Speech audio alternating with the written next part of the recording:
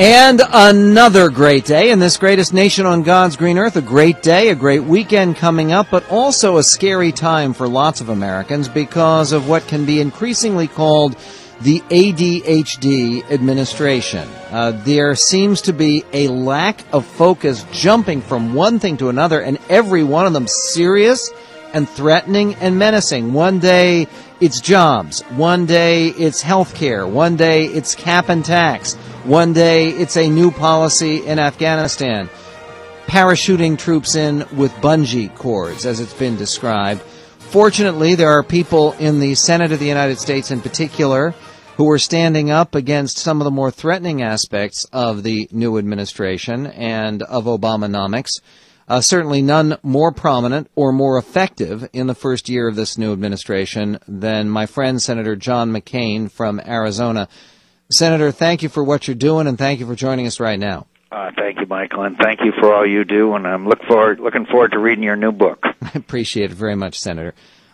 You right now have spoken pretty harshly about AARP, suggesting people turn up their membership cards at the American Association of Retired Persons. You led the fight for an amendment to protect Medicare against the Obama cuts.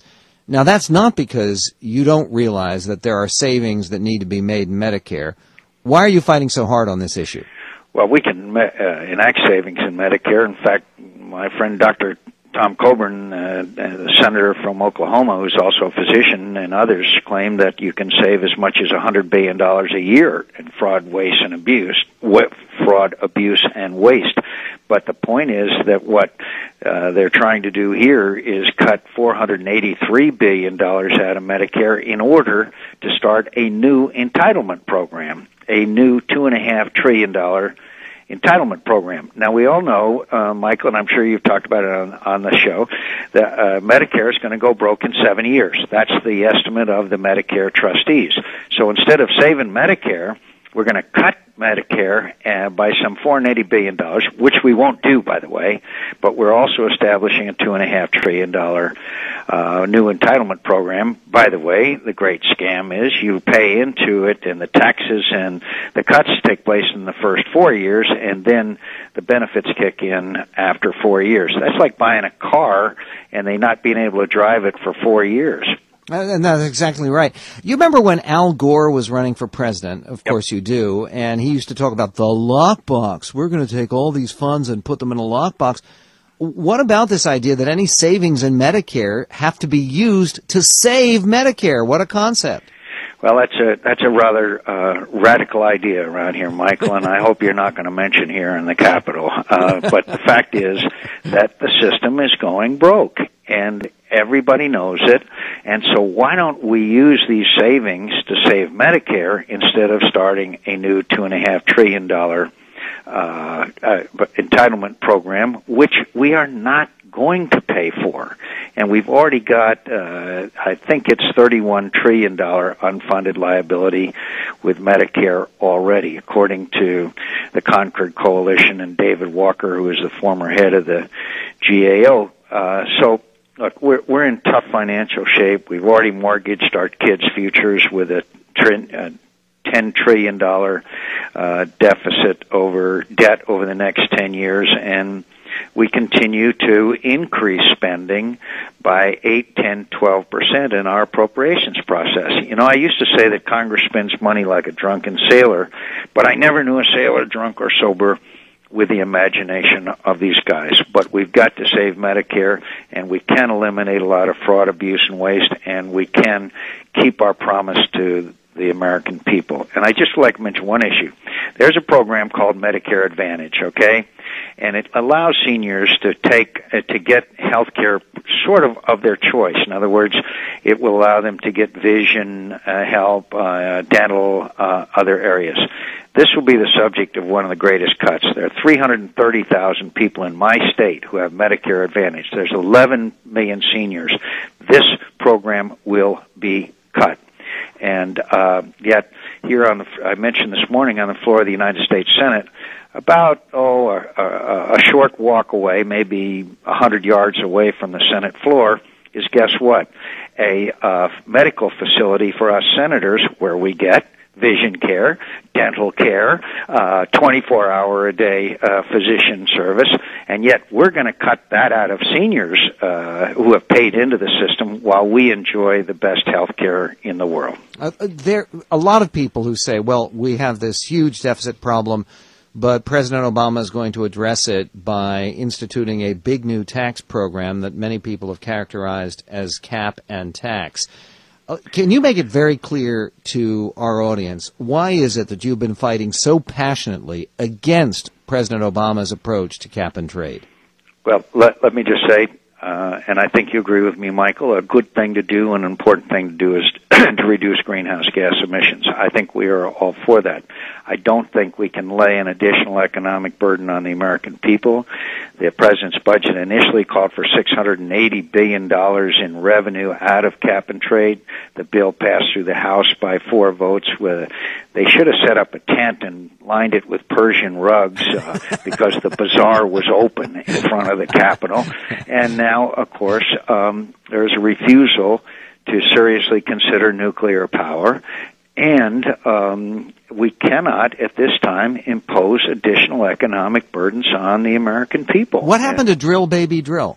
Of course, there's no real provision for offshore drilling. In fact, when the administration came in, they removed additional areas, both onshore and offshore, from oil exploration, and it's really unfortunate. Well, there's so much that is problematic. The other day we played for our audience some of your questioning of Secretary Robert Gates. What do you think the administration really has in mind with this idea of, okay, we're going to march 30,000 troops into Afghanistan and then march them home again starting on 2011? What's the idea of this timetable? I don't know the answer because it's one of the strangest situations I've ever seen. There's contradiction between the Secretary of State, Secretary of Defense, the two of them, and the President of the United States. Both Secretary of Defense and Secretary of State, Hillary Clinton, said that this was a not hard and fast date, that it could be changed. It was up to conditions on the ground. The President's press person yesterday said, quoting the President, said that the July 2011 date was, quote, chiseled in stone, and President Obama, had the chisel. So there's a fundamental contradiction there that needs to be resolved. Not only do the American people need to know it, who are sending their most precious asset in harm's way, but also our friends and enemies in the region. Because if they think that no matter what the conditions on the ground are, that we're going to withdraw in the middle of 2011, they will accommodate to the region because they have to stay in the region. And it's not a matter of the Taliban pulling back and waiting for us to leave.